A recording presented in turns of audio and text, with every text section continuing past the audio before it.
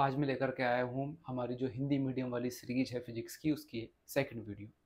इससे पहली वाली वीडियो के अंदर मैंने बताया था कि भौतिक राशियाँ क्या होती हैं और भौतिक राशियों को किस प्रकार से भौतिक विज्ञान के अंदर वर्गीकृत किया गया है।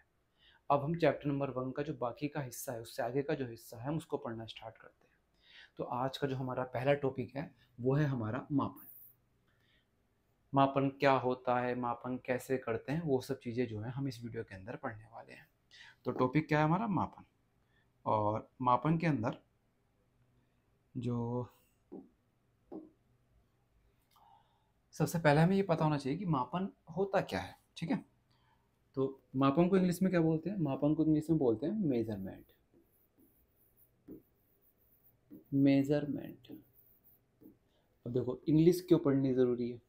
देखो, थोड़ी थोड़ी चीज़ें जो है ना वो हमें इंग्लिश में भी पता होना चाहिए। हमें पूरी थ्योरी इंग्लिश में पढ़ने की जरूरत नहीं है, बट हमें इतना आना चाहिए कि मापन जो होता है वही मेजरमेंट होता है, मेजरमेंट ही क्या होता है? मापन होता है। तो इतनी बेसिक बेसिक सी जो है ये चीज़ें हमें पता होनी चाहिए, क्योंकि आगे जो है ना वो लाइफ में वो इंग्लिश का ज़्यादा इन्वॉल्वमेंट है एज़ कम्पेयर टू हिंदी। तो हिंदी की तुलना में इंग्लिश का यूज़ ज़्यादा होने वाला है। ग्रेजुएशन में मोस्टली पर्सन जो होते हैं वो इंग्लिश में ही अपनी पढ़ाई करते हैं, आगे भी लाइफ के अंदर इंग्लिश यूज़ होनी है। तो हम धीरे धीरे धीरे धीरे जो है कुछ चीज़ों की इंग्लिश जो है अभी से ही सीखना स्टार्ट कर देते हैं। तो मापन जो है उसको इंग्लिश में हम बोलते हैं मेजरमेंट। अब मापन होता क्या है वास्तव में? ये तो इसका इंग्लिश होगी। मापन क्या होता है उसको समझते हैं। तो आज का हमारा पहला हेडिंग जो है वो है मापन। तो मापन एक तुल्यात्मक प्रोसेस है, यानी तुलना करने की जो है प्रोसेस है। मतलब इससे हम जो है ना दो चीज़ों के बीच में तुलना करते हैं। जैसे किसी हाथी की तुलना हम करेंगे हाथी से, किसी पुरुष की तुलना हम करेंगे पुरुष से, किसी स्त्री की तुलना हम करेंगे स्त्री से। और तुलना हमेशा जो होती है वो सेम चीज़ों के बीच में होती है, डिफरेंट चीज़ों में नहीं होती है। ठीक है, हम पुरुष की तुलना जो है वो किसी जानवर से नहीं कर सकते हैं। ठीक है, जानवर की तुलना जानवर से होती है, इंसानों की जो तुलना होती है वो इंसानों से होती है। सेम ऐसी भौतिक विज्ञान के अंदर भी जो तुलना की जाती है वो सेम सेम चीज़ों से की जाती है। जैसे हम लंबाई की तुलना किसी न किसी लंबाई से ही कर रहे होंगे, क्षेत्रफल की तुलना क्षेत्रफल से करेंगे, बल की तुलना बल से करेंगे। और ये जो तुलना करने की हमारी विधि है, ये तुलना करने की जो हमारी प्रोसेस है, यही हमारा क्या कहलाएगा? यही हमारा कहलाएगा मापन। तो कोई अगर हमसे ये पूछता है कि मापन क्या होता है, तो मापन क्या होता है? मापन एक तुल्यात्मक विषय है, तुल्यात्मक प्रोसेस है। प्रोसेस तो जानते होंगे। मापन क्या होता है? मापन एक तुल्यात्मक प्रोसेस है जिसके अंदर हम किसी एक चीज की किसी दूसरी चीज से तुलना करते हैं। अब भौतिक विज्ञान में किसकी तुलना करेंगे हम? भौतिक विज्ञान के अंदर हम तुलना करेंगे भौतिक राशियों की। अब भौतिक राशियां क्या है ये मैं इससे पहली वाली वीडियो के अंदर बता चुका हूँ, तो उसको जाकर के देख लेना। तो यहाँ पर हम करेंगे भौतिक राशियों की तुलना। भौतिक राशि जो होती है इसकी हम तुलना करेंगे। और तुलना किससे करेंगे? तुलना करेंगे, एक चीज होती है मात्रक। किसी भी भौतिक राशि की तुलना किससे होती है? भौतिक राशि की तुलना हम करते हैं मात्रक के साथ। और जब भी हम किसी भौतिक राशि की तुलना उसके मात्रक के साथ करते हैं तो ये पूरी प्रोसेस हमारी क्या कहलाती है? यही कहलाती है कि हम क्या कर रहे हैं? मापन कर रहे हैं। और मापन में हमें क्या मिलता है? जब भी हम किसी भौतिक राशि की तुलना करेंगे तो हमें क्या चीज मिलेगी? हमें वहां पर मिलेगी एक आंकिक मान। आंकिक मान। अब ये आंकिक मान क्या होता है? ये आंकिक मान ऐसे ही होता है कि सपोज करो मैं अपनी हाइट मेजर करने लगूं, मैं अपनी हाइट मापने लगूं और मेरी जो हाइट है वो 5.5 फीट की आ जाए। तो ये 5.5 जो आया है, 5.5 जो आया है, ये क्या है? ये है आंकिक मान। जैसे मान लो तुम चीनी लेने गए, चीनी को तोल के तुम्हें दिया गया, तो चीनी तुमको मिली 1 किलोग्राम। तो क्या मिली? चीनी मिली। चीनी क्या हो गई वहां पर? एक ऐसे समझ लो एक भौतिक राशि हो गई। कितनी मिली? 1 मिली। तो एक क्या हो गया? आंकिक मान। और एक क्या मिली? 1 किलोग्राम मिली। तो किलोग्राम का हो गया यहाँ पर मात्रा। अब चीनी जो है वो भौतिक राशि नहीं है। भौतिक राशि क्या होगा? भौतिक राशि होगा चीनी का वजन, भार उसका। ठीक है ना? चीनी का जो भार है, जो हम नाप रहे हैं, हमने चीनी नहीं नापी, हमने हमने क्या नापा है? हमने नापा है चीनी का भार। तो चीनी का भार एक भौतिक राशि हुआ। वो है कितना? 1। और मात्रक उसका किलोग्राम में न्यूटन जो भी है। जनरली केसेस के अंदर भार बोला जाता है, बट अगर हम केजी के अंदर, किलोग्राम के अंदर अगर हम मात्रक लेते हैं तो वो होता है उसका द्रव्यमान। ठीक है, लेकिन मैं जनरल बोल चाल के उसमें बता रहा हूँ, ज़्यादा डीप जाने की जरूरत नहीं है फिलहाल, आगे हम वीडियो में जाएंगे। तो मापन एक कैसी प्रोसेस होगी? मापन एक प्रोसेस हो गई हमारी तुल्यात्मक प्रोसेस। इसके अंदर हम क्या करते हैं, किसी भी भौतिक राशि की तुलना हम उसके मात्रक से करते हैं। और भौतिक राशि की तुलना जब हम मात्रक से करते हैं तो हमें क्या मिलता है, हमें मिलता है एक आंकिक मान, एक नंबर। और हर एक भौतिक राशि जो होती है वो ऐसे ही लिखी हुई मिलेगी हमें। जैसे अगर हम लिखते हैं कि हमने जो बल लगाया, एफ लगाया, वो हमने कह दिया हमने लगाया 5 न्यूटन का, तो इसमें एफ, ये एफ क्या है, एफ है हमारा भौतिक राशि, एन क्या है, न्यूटन, न्यूटन है हमारा मात्रक, और ये 5 क्या है हमारा, 5 है हमारा आंकिक मान। इस तरह से हमें जो है भौतिक राशि जो है वो मिलती है। तो ये था हमारा टॉपिक मापन। अब इससे आगे पढ़ते हैं, इससे अगला टॉपिक जो है, इससे अगला टॉपिक हमारा आता है मात्रक क्या होता है, क्योंकि हमने भी नाम पढ़ा है मात्रक, तो हम मात्रक के बारे में पढ़ेंगे कि मात्रक क्या होता है। हमने भौतिक राशि लास्ट वीडियो में पढ़ लिया, आंकिक मान मैंने अभी बताया क्या होता है, मापन क्या होता है ये भी बताया। तो अब एक और चीज नया नाम आया था ना मात्रक, तो अब हम उसको पढ़ते हैं कि मात्रक क्या होता है। तो मात्रक को इंग्लिश में बोल देते हैं यूनिट। अच्छा, इसकी हिंदी जो है ना एक और होती है, मात्रक को इकाई भी बोला जाता है। अच्छा, इकाई का मतलब एक भी होता है और इकाई का मतलब मात्रक से भी होता है, दोनों चीजों से होता है। तो यूनिट या फिर इकाई, तो मात्रक को इंग्लिश में बोल देंगे यूनिट, और मात्रक को किसी किसी जगह पर इकाई भी बोला जाता है हिंदी के अंदर। तो अब हम देखते हैं कि मात्रक क्या होता है। तो अब हमारा हेडिंग है मात्रक। अब इसकी डेफिनेशन क्या होती है। सपोज करो अब से तुम जाओ काफी साल पहले, ठीक है, जब कुछ जो हमारे इक्विपमेंट्स थे, जो हमारे उपकरण थे वो बने हुए नहीं थे। उस समय सपोज करो पहली बार किसी को जो है ना लंबाई नापनी थी, तो उसने क्या किया, उसने ऐसे जमीन से कोई एक लकड़ी उठाई होगी छोटी सी, और उसने जो है ना इससे ऐसे ऐसे ऐसे ऐसे करके जो है मेजरमेंट कर दी होगी। अब वो मान लो 5 बार में जो वो दूरी नापना चाह रहा था वो 5 बार है इसके बराबर, तो उसने बोल दिया कि यहाँ से वहां तक जो दूरी है वो 5 लकड़ी के बराबर है। ठीक है, तो ये एक लकड़ी जो है ये क्या हो गया, लकड़ी क्या हो गया, दूरी को नापने का मात्रक हो गया। ऐसे ही चीजें इवॉल्व होती चली गई और बने 1 मीटर, 1 किलोमीटर, 1 सेंटीमीटर, ये सब चीजें जो हैं आगे को इवॉल्व होती चली गई। अब मात्रक की परिभाषा बुक में कैसे लिखी हुई है, मात्रक की जो परिभाषा है वो लिखी हुई है हमारे उसमें, एक मिनट,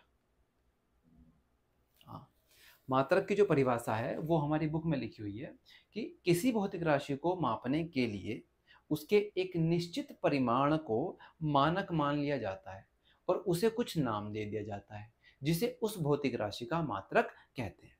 जैसे हमें स्टार्टिंग में कभी पहले द्रव्यमान नापना होगा, द्रव्यमान नापने के लिए हमने कुछ अमाउंट लिया और हमने बोल दिया कि आज से वो जो है 1 किलोग्राम माना जाएगा, और बाकी उसी से 2 बार मेजर हो रही है कोई चीज़ तो उसको 2 किलोग्राम बोल दिया, उसी से कोई चीज़ 3 बार मेजर हो रही है, 3 बार माप करनी पड़ रही है तो वो 3 किलोग्राम हो गया। तो मापन जो हमारे मात्रक हैं वो कुछ इस तरह से बने हुए हैं। ठीक है, तो परिभाषा क्या होती है, परिभाषा होती है किसी भौतिक राशि के, किसी भौतिक राशि के एक निश्चित परिमाण को मानक मानकर उसे कुछ नाम दे दिया जाता है, नाम दे दिया जाता है जिसे उस भौतिक राशि का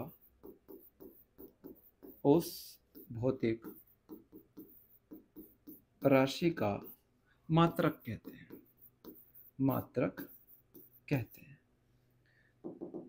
मात्रक कहते हैं। तो ये मात्रक की वो परिभाषा है जो बुक के अंदर हमारी जो है वो दी हुई है।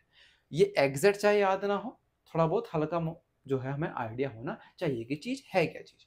ओके, अब कुछ मात्रक के मैं एग्जाम्पल्स लिख देता हूँ, कुछ मात्रक के मैं एग्जाम्पल लिख देता हूँ। जैसे एक मात्रक का एग्जाम्पल है हमारा न्यूटन, और जैसे वॉट हो गया, जैसे किलोग्राम हो गया, ये मीटर हो गया, और सेकंड हो गया। ठीक है, ये सब क्या है हमारे, एक जूल होता है, JOULE जूल, इसे जूल बोलते हैं, इसको जूली नहीं बोलते, कभी JOULE जूली बोल दो तो ये जूल होता है। ठीक है, तो ये हमारे कुछ जो है एग्जाम्पल हैं अलग अलग भौतिक राशियों के मात्रक, मैंने यहाँ पर ये लिख दिए। तो मात्रक समझ में आया होगा। इसके बाद आगे चलते हैं कि मात्रक हो गया आगे और।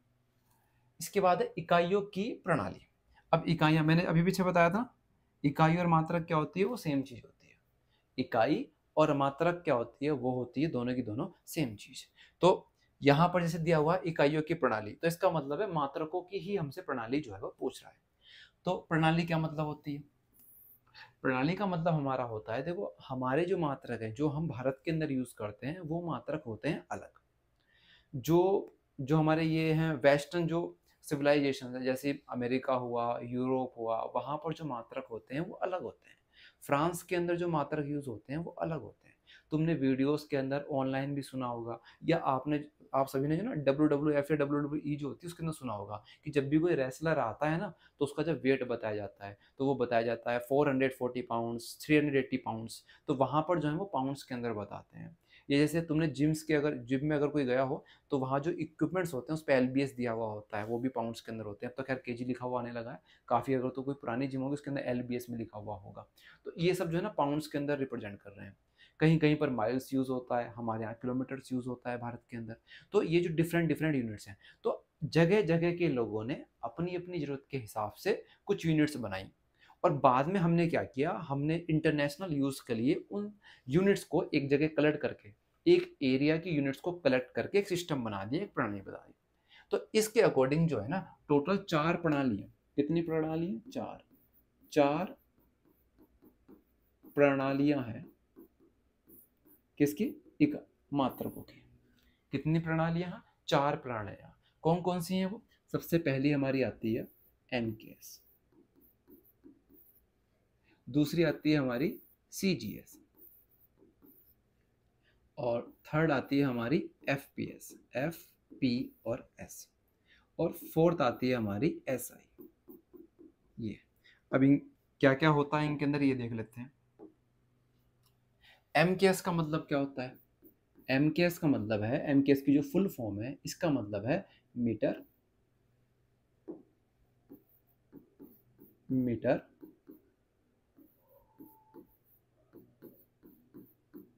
किलोग्राम और सेकंड। ये क्या है, किलोग्राम और सेकंड।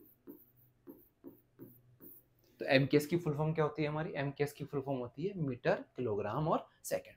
CGS की फुल फॉर्म क्या होती है, सेंटीमीटर, ये सेमी लिखा हुआ है, सेंटीमीटर और ग्राम और सेकंड, ये होती है हमारी इसकी फुल फॉर्म। FPS की क्या होती है, FPS की हम कह सकते हैं फीट, पाउंड,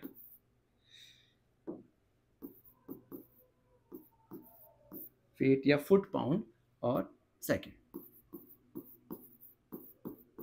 इस तरह से। और SI क्या होती है, ये हमारी होती है इंटरनेशनल सिस्टम, इंटरनेशनल प्रणाली है हमारी, इंटरनेशनल प्रणाली मतलब अंतरराष्ट्रीय सिस्टम है हमारा, अंतरराष्ट्रीय प्रणाली होती है। अब ये मतलब क्या, ये मैंने क्या लिख दिया, सबसे मेन चीज तो ये कि मैंने यहाँ पर ये लिख क्या दिया है, ठीक है। तो इसको समझते हैं कि मैंने क्या चीज लिखी है। देखो MKS सिस्टम ये बोलता है कि अगर कोई देश या कोई प्लेस MKS सिस्टम का यूज कर रहा है चीजों को मापने में, इसका मतलब है वो लंबाई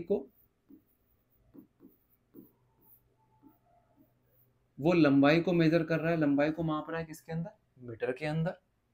वो द्रव्यमान को नाप रहा है किसमें, किलोग्राम में। और वो समय को नाप रहा है सेकंड के अंदर। जैसे हम यहाँ पर MK सिस्टम यूज करते हैं तो हम लंबाई किस में नापते हैं, हम लंबाई नापते हैं मीटर के अंदर। हम द्रव्यमान किस में नापते हैं, हम द्रव्यमान नापते हैं किलोग्राम के अंदर। और हम समय किस में नापते हैं, हम समय नापते हैं सेकंड के अंदर।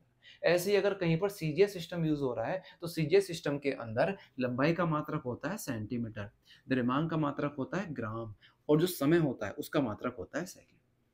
FPS जो होता है हमारा वो होता है फुट, पाउंड, सेकंड। उसके अंदर लंबाई हमारी फीट या फुट के अंदर मेजर होगी, द्रव्यमान हमारा जो होगा पाउंड के अंदर मेजर होगा, यानी पाउंड के में मापा जाएगा, और समय जो होगा हमारा वो सेकंड के अंदर नापा जाएगा।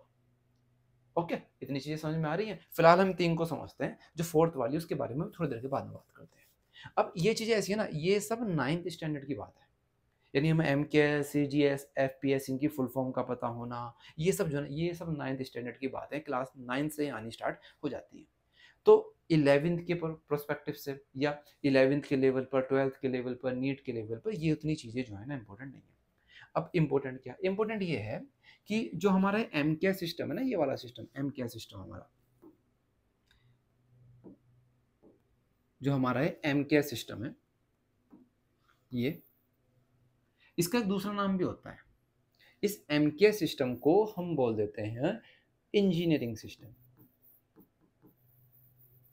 इंजीनियरिंग सिस्टम, इंजीनियरिंग प्रणाली, क्योंकि ये मेनली जो होती है इंजीनियरिंग के अंदर हम यूज़ करते हैं। इंजीनियरिंग के अंदर जो तुम्हारी फिजिक्स की बुक होंगी उसमें टीचर्स बोलते हैं MCAS में चेंज कर लेना, MCAS में चेंज कर लेना, क्योंकि जो क्वेश्चन है वो बेसिकली इंजीनियरिंग के हैं, ठीक है ना। जो फिजिक्स है हमारी वो आगे जाके क्या बनने वाली है, उससे इंजीनियरिंग की डिफरेंट ब्रांचेस जो होंगी वो ओपन होने वाली है। तो MCAS सिस्टम को हम बोल देते हैं इंजीनियरिंग प्रणाली। ऐसे इसी तरह से हमारा जो CGS वाला है, ये सेंटीमीटर ग्राम वाला, इसको हम बोल देते हैं फ्रेंच सिस्टम, फ्रेंच प्रणाली।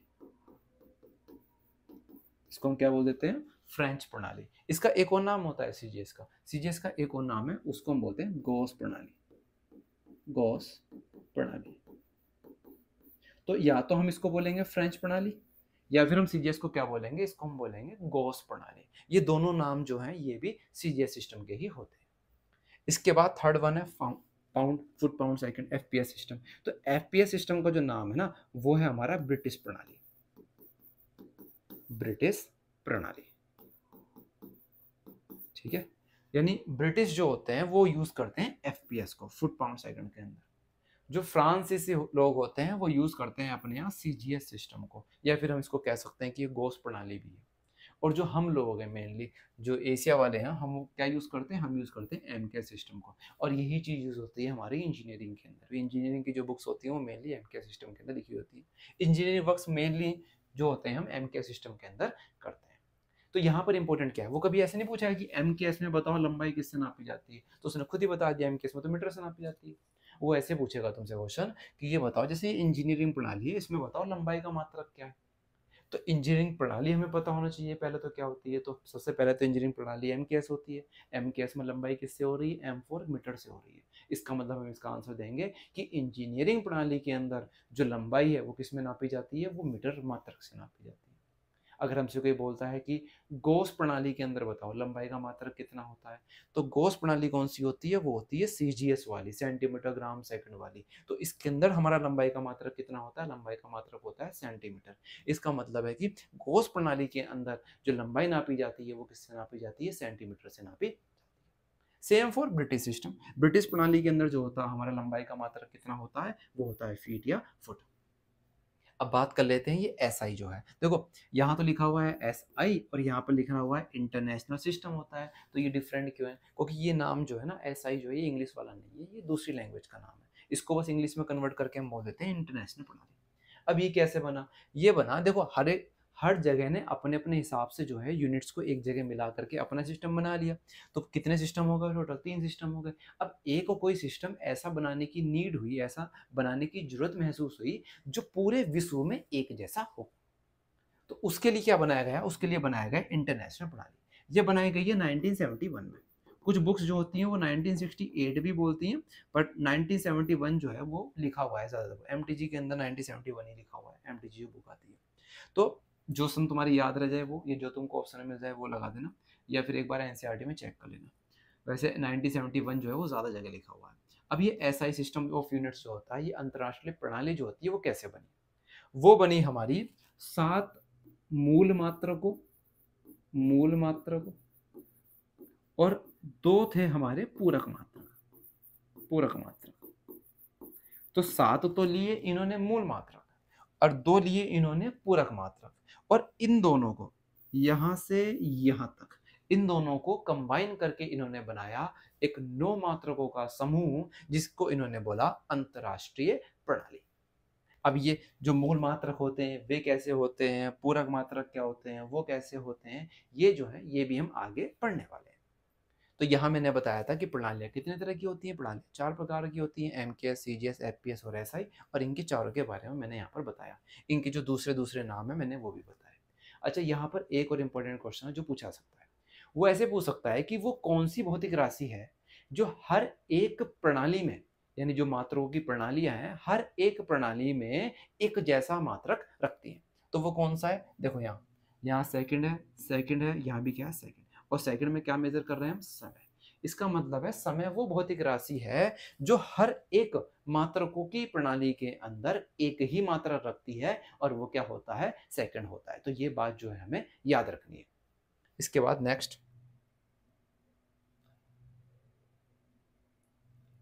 ये हमारे उपसर्ग।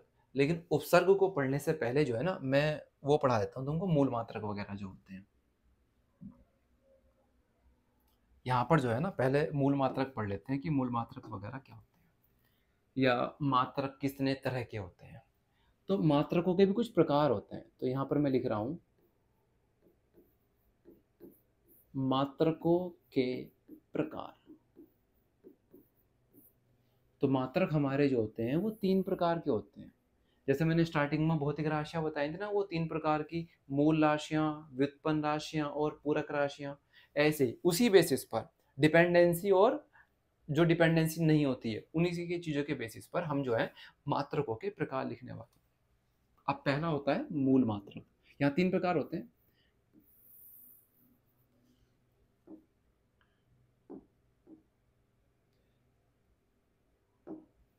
पहला जो होता है उसको हम बोलते हैं मूल मात्रक।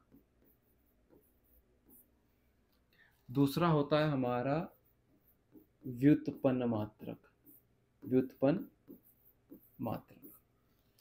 और थर्ड होता है हमारा पूरक मात्रक, पूरक मात्रक। अब इनके बारे में पढ़ते हैं, कौन से क्या क्या होते हैं, मूल मात्रक क्या होते हैं, पूरक मात्रक क्या होते हैं, इन सब चीजों के बारे में देखते हैं। अब देखो, मूल राशियों को मापने के लिए जिन मात्रकों का प्रयोग करते हैं वो होते हैं हमारे मूल मात्रक। एक परिभाषा तो ये हो गई, ठीक है, कि मूल राशियों को मापने के लिए जिन मात्रकों को हम प्रयोग में लेकर के आते हैं वो सब मात्रक क्या होते हैं? हमारे मूल मात्रक होते हैं। एक परिभाषा और भी है इनकी, कि मूल मात्रक वे मात्रक होते हैं जो अपने आप में स्वतंत्र होते हैं। इसका मतलब है मूल मात्रक जो होते हैं वो किन्हीं और मात्रकों से मिलकर के नहीं बन सकते। ऐसी ही परिभाषा जो है मैंने भौतिक राशियों के क्लासिफिकेशन के अंदर, उनके वर्गीकरण के अंदर मूल राशियों की भी दी थी, कि मूल राशियां वे राशियां होती हैं जो किन्हीं और राशियों से मिलकर के नहीं बन सकती हैं। तो बिल्कुल सेम टू सेम यहाँ पर भी है कि मूल मात्रक वे मात्रक होते हैं जो किन्हीं और मात्रकों से मिलकर के नहीं बन सकते, अर्थात वे स्वतंत्र होते हैं। दूसरा, जब मूल राशियां 7 हैं तो उनके जो मात्रक होंगे वो भी क्या होंगे? 7 होंगे। अब यहाँ पर मैं मूल राशियां भी लिखूंगा और उनका मात्रक जो है मूल मात्रक वो भी लिखूंगा। जैसे मूल राशियां पहले मैं लिख देता हूँ। मूल राशियां हो गई हमारी, जैसे लंबाई, द्रव्यमान, ठीक है, या मैं पूरा पूरा लिख देता हूँ। पहली मूल राशि हो गई हमारी लंबाई, ये पहली है। दूसरी होती है द्रव्यमान, तीसरी होती है समय, चौथी होती है वैद्युत धारा, वैद्युत धारा। फिर पांचवी होती है ऊष्मागतिक ताप, ऊष्मा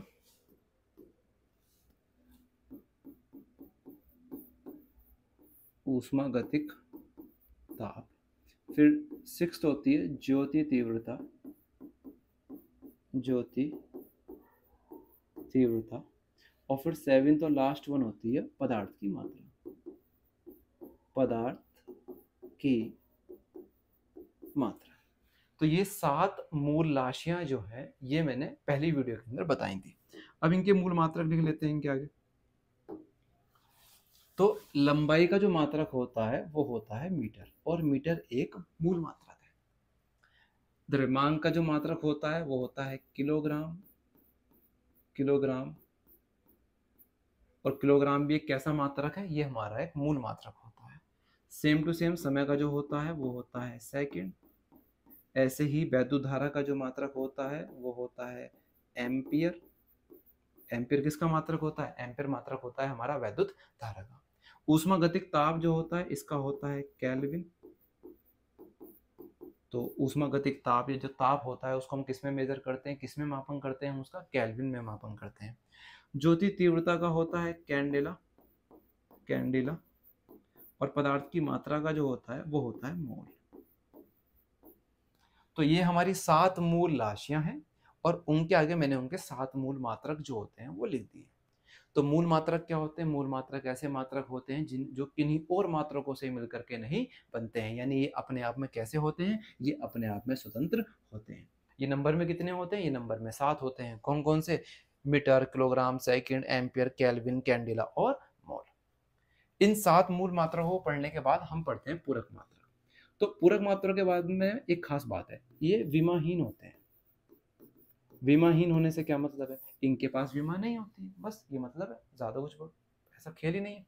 तो पूरक मात्रक वे मात्रक होते हैं जिनके पास इनकी विमा नहीं होती, इनकी विमा इनको छोड़ के जा चुकी है। अक्सर होता है, चली जाती है छोड़ करके।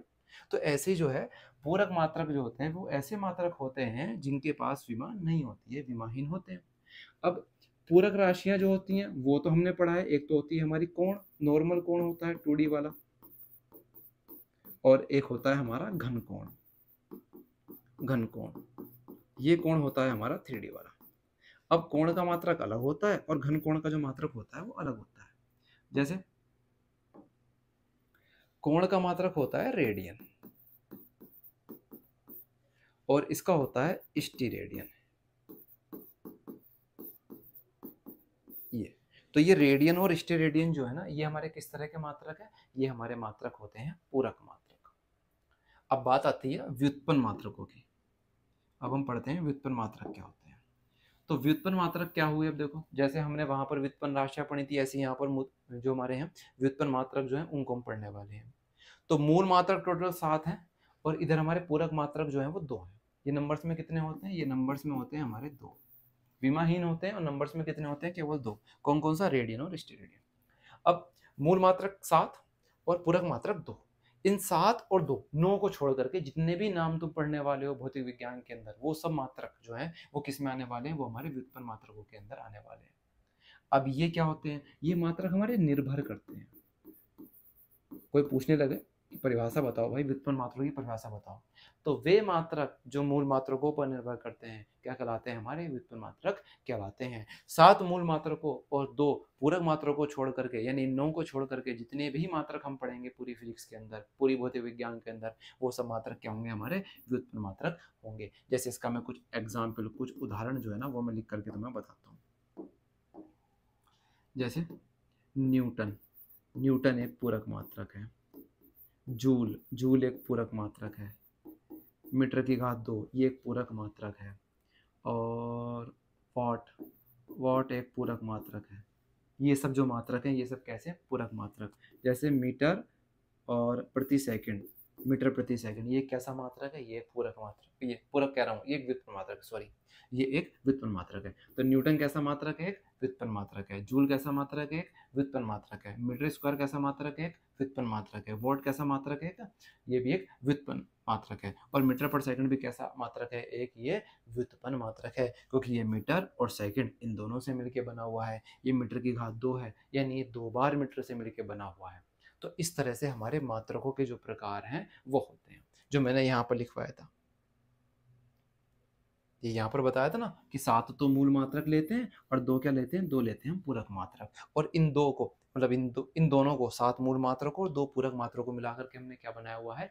अंतरराष्ट्रीय प्रणाली बनाई हुई है मात्रकों की, जिससे जो है पूरे अंतरराष्ट्र के अंदर हमने जो है समानता बनाई हुई है मापन के क्षेत्र के अंदर। ओके, अब इसके बाद वीडियो बिल्कुल एंड की तरफ है और हमें कुछ उपसर्ग पढ़ने हैं।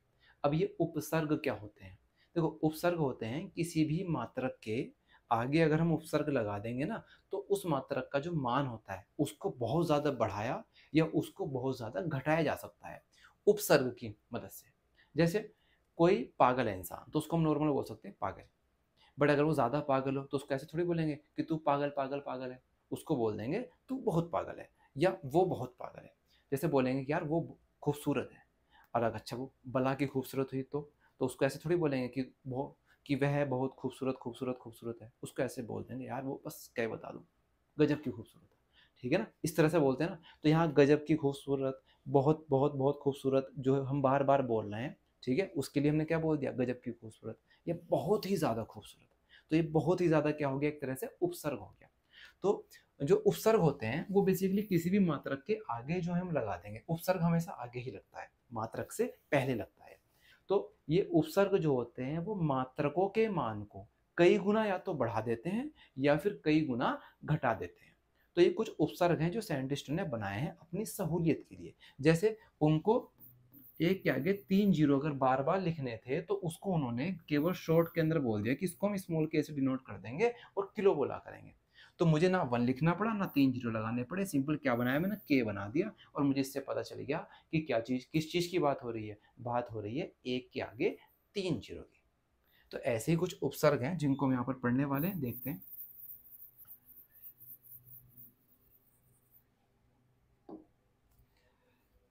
कुछ लिस्ट है। अच्छा एक और चीज़, इनका जो इंग्लिश में नाम है ना, इनको इंग्लिश में बोलते हैं प्रीफिक्स।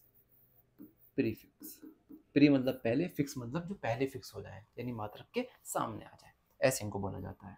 तो पूरी एक लिस्ट है जो तुम्हें बस सेम पैटर्न में याद रखनी है, जैसा मैं यहाँ लिख रहा हूँ वैसे। तो हम स्टार्ट करेंगे यहाँ पर सबसे बड़े से टेरा। टेरा, उसके बाद आता है गीगा, उसके बाद आता है मेगा, फिर आता है किलो, फिर आता है हेक्टो, हेक्टो, फिर आता है डेका, फिर आता है डेसी,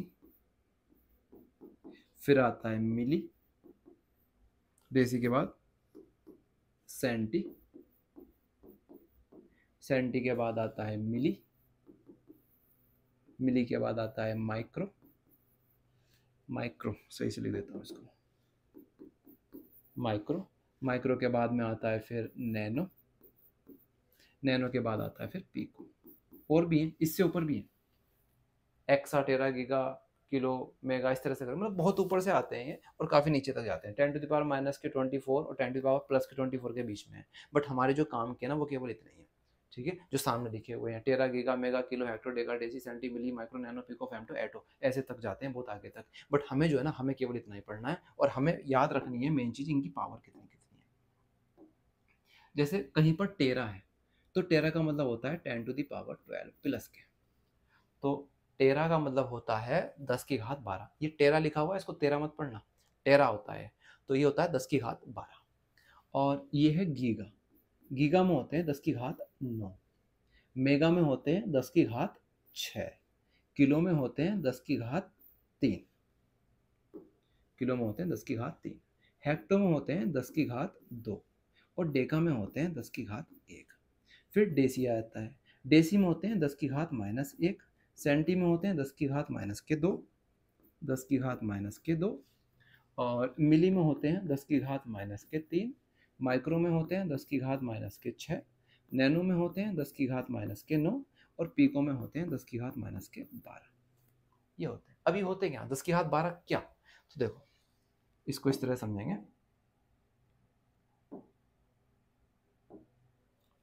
सपोज करो मीटर लिखा हुआ है और मैंने जो है ना इस मीटर के आगे लिख दिया के और मैंने इसको बोल दिया किलोमीटर हो गए। इसका मतलब पहले ही केवल मीटर थे, अभी हो चुके हैं 1000 मीटर। सपोज करो कहीं पर लिखा हुआ है एप्पल, APPLE एप्पल, और मैंने इसके आगे लिख दिया टेरा एप्पल। टेरा एप्पल नहीं है ये है टेरा एप्पल। तो टेरा एप्पल का मतलब है 10⁻12। टेरा में कितनी पावर होती है 10⁻12। तो 10⁻12 एप्पल है, मतलब कितने एप्पल है, यानी एक के आगे 1 2 3 4 5 6 7 8 9 10 11 12 एप्पल। इतने एप्पल की बात हो रही है।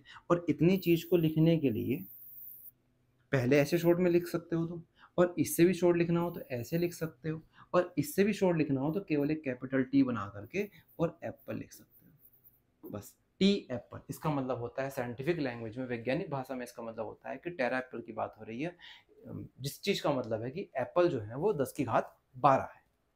ओके, तो ऐसी बाकी पावर जो है ना हमारी, बाकी पावर भी सेम टू सेम जो है वो ऐसे ही वर्क कर रही है। जैसे किलो का मतलब होता है 10⁻3, हेक्टो का मतलब होता है 10⁻2, डेसिका का मतलब होता है 10⁻1, ये सब चीज़ें। अब इसको याद कैसे रखना है? अगर मेरे से कोई पूछे कि इनमें से इंपॉर्टेंट कौन कौन सी है, तो मैं उसको बोलूंगा देखो इंपॉर्टेंट तो ये है, टेरा, गीगा, मेगा और किलो, ये इंपॉर्टेंट है।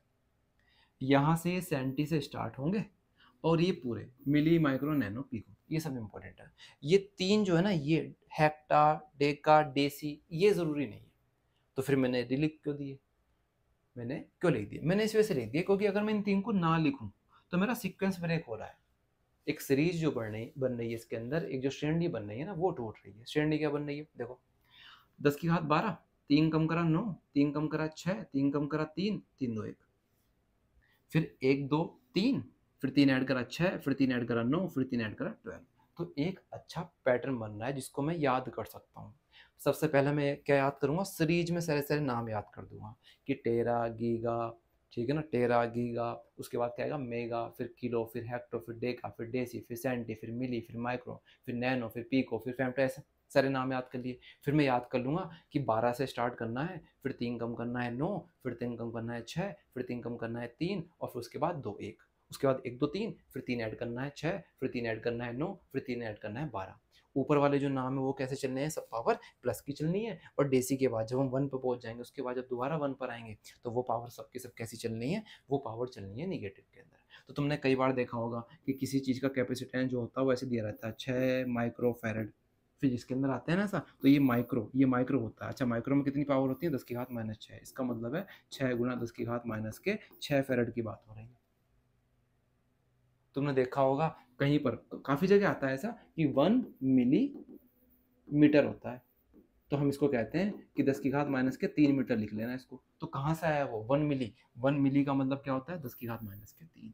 इसका मतलब मिली, जिसको भी, जिस यूनिट, जिस मात्रा को भी मिली, उसके आगे क्या आ जाएगा हमारा? उसका मान हो जाएगा 10⁻⁻3 गुना। ठीक है। अब इनकी कुछ रिप्रेजेंटेशन भी होती हैं। ऐसा नहीं कि केवल हमें इतना बड़ा ही लिखना पड़ेगा, मिली, माइक्रो, नैनो, हमें इतने ही बड़े बड़े वर्ड लिखने पड़ेंगे। इनकी भी शॉर्ट फॉर्म है। जैसे तुम बनाते हो गुड मॉर्निंग की, ऐसे साइंटिस्टों ने बनाई हुई है अपनी। तो सबके लिए जो है, जो इनकी शॉर्ट फॉर्म है, वो भी मैं लिख देता हूँ यहाँ पर, किसकी शॉर्ट फॉर्म क्या है।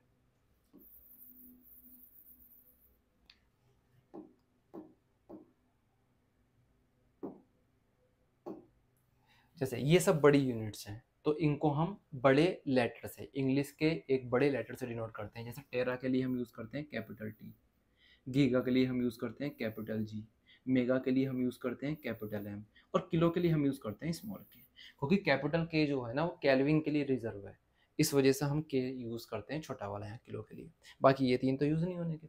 सेंटीमीटर के लिए हम यूज़ करते हैं स्मॉल सी, मिली के लिए हम यूज़ करते हैं स्मॉल एम, माइक्रो के लिए हम यूज़ करते हैं ऐसे ही पोलियो वाला यू, इसकी एक टांग बड़ी एक टांग छोटी है, नैनो के लिए स्मॉल एन, और पीको के लिए स्मॉल पी। तो जहाँ पर माइनस की पावर आती है वहाँ पर हम छोटे लेटर्स का यूज़ करते हैं, और जहाँ पर पॉजिटिव पावर आती है वहाँ पर हम बड़े लेटर का यूज़ करते हैं। जैसे कि टेरा को टी से, गीगा को जी से, मेगा को एम से, किलो को स्मॉल के से। बस एक एब्सेंस वाले अपवाद समझ लो। सेंटी को हम स्मॉल सी से डिनोट करते हैं। जब तो बोलते हैं सी एम लिखा हुआ होता है तो इसको सेंटीमीटर पढ़ते हैं, C for centi, M for metre. अच्छा, मिली के लिए क्या यूज़ होता है? छोटा एम यूज़ होता है, जैसे कि एम मिलीमीटर, ठीक है। और माइक्रो के लिए क्या यूज़ होता है? ये वाला साइन, जैसे कि ये माइक्रोमीटर। और नैनो के लिए क्या यूज़ होता है? स्मॉल एन, जैसे नैनो और मीटर, ऐसी पीको मीटर होगी। स्मॉल पी किसके लिए यूज़ होगा? वो पीको के लिए यूज़ होगा। तो पीको जो होगी 10⁻⁻12 पावर होती है, नैनो जो होती है 10⁻⁻9 होती है, ऐसी माइक्रो जो होता है 10⁻�6, और मिली जो होती है वो 10⁻�3। तो ये कुछ उपसर्ग थे जो हमारी आगे आने वाली फिजिक्स में जो है यूज़ होने वाले हैं। ये हमें ज़रूर ही पता होने चाहिए, क्योंकि इन छोटी छोटी चीज़ों की वजह से, इन पावर्स की मिस्टेक की वजह से अगर हमें याद नहीं होते हैं, तो हमें जितना अच्छा कंसेप्ट पता होता है, हम उस कंसेप्ट को यूज़ करने के बावजूद भी क्वेश्चन को सही से नहीं कर पाते हैं, क्योंकि हमारे आंसर में पावर मिसमैच होती है। फिर हम टिक ही नहीं कर पाते हैं कि कौन सा ऑप्शन सही है, कौन सा ऑप्शन सही नहीं है। तो ये सब चीज़ें जो है याद करनी बहुत ज़्यादा ज़रूरी है। और पहले हमें इन सीक्वेंस में नाम याद रखना है, उसके बाद हमें पावर याद करनी है कि 12 से है और -12 तक जानी है। पहले 3 कम करेंगे, जब 3 पर आएगा जाएगा तो 3 2 1 करेंगे, फिर 1 2 3 करेंगे, फिर 3 ऐड करते चले जाएंगे जब तक कि -12 पावर नहीं आती है। तो आज के लिए जो है ना, वो इस वीडियो में हम इतना ही रखते हैं। इसमें इस चैप्टर के अंदर भी और भी टॉपिक्स हैं, जैसे कि त्रुटि की गणना करना, और विमाएँ ज्ञात करना, तो वो जो है मैं आने वाली वीडियो के अंदर जो है वो करा दूँगा। एक और टॉपिक होता है इसके अंदर सार्थक अंकों की गिनती करना और order of magnitude find out करना। तो हैं छोटे-छोटे टॉपिक्स हैं वैसे, मेजर जो है ना वो है त्रुटि ज्ञात करना और विमाएँ ज्ञात करना। तो वो जो है हम आने वाली वीडियो के अंदर सीखेंगे। तब तक के लिए टाटा, बाय-बाय।